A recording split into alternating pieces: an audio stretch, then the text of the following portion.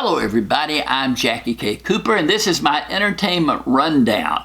Now I'm going to be talking to you about a couple of movies you might have to seek out. The first of which is a movie called Freaks. It stars Emile Hirsch, who was just seen in the film Once Upon a Time in Hollywood. He played Jay Sebring, I think the hairdresser. He's been around for a while, always been a good competent actor, and he's a good competent actor in this movie. This is about a film in the future where people have been discovered who are what the government calls freaks. They have special powers. And when they utilize these powers, they bleed from their eyes. That's a giveaway. So Emile Hirsch is kind of locked up in his house, goes out very rarely, and he keeps his 7-year-old daughter there with him. And she is played by JackieKCooper. And JackieKCooper is almost a clone for the young Drew Barrymore, the E.T., Drew Barrymore. That's how she also made a movie on a Stephen King film based on a Stephen King book called Firestarter, where she had powers. And that's what JackieKCooper has in this film. She is one of the freaks, their word, not mine, and is Emile Hirsch trying to protect her, Bruce Dern's character trying to use her for his own advantage to follow a purpose that he has. The film keeps you interested, but it never is coherent, completely. It just goes its way, throws in a fact here or there, and lets you understand it.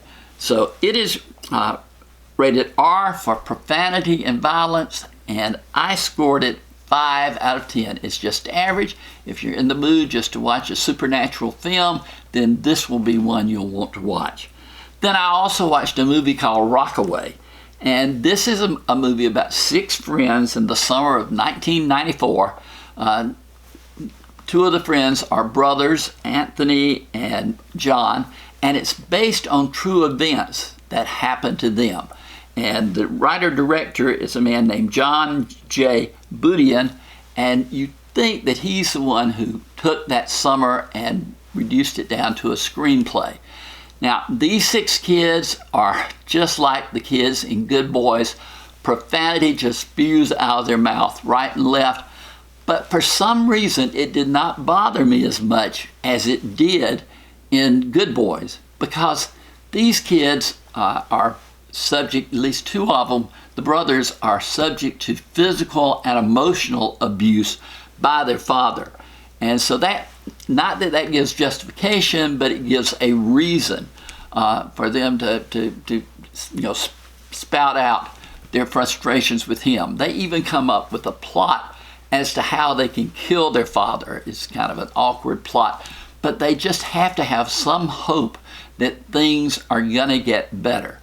But it's a film that shows what friendship can be, how close it can be, and then it reflects back later on to those people, to that time, and what a special time and place that it was. The film is rated R for profanity and violence. I scored this movie 6 out of 10. I thought it was above average. This John J. Budian really did a good job in recounting his story, and so I gave him credit for that. But this has been my entertainment rundown for today. Reach down, hit that subscriber button. We'd love to have you on board, and stay tuned. We're going to have many, many more videos coming your way.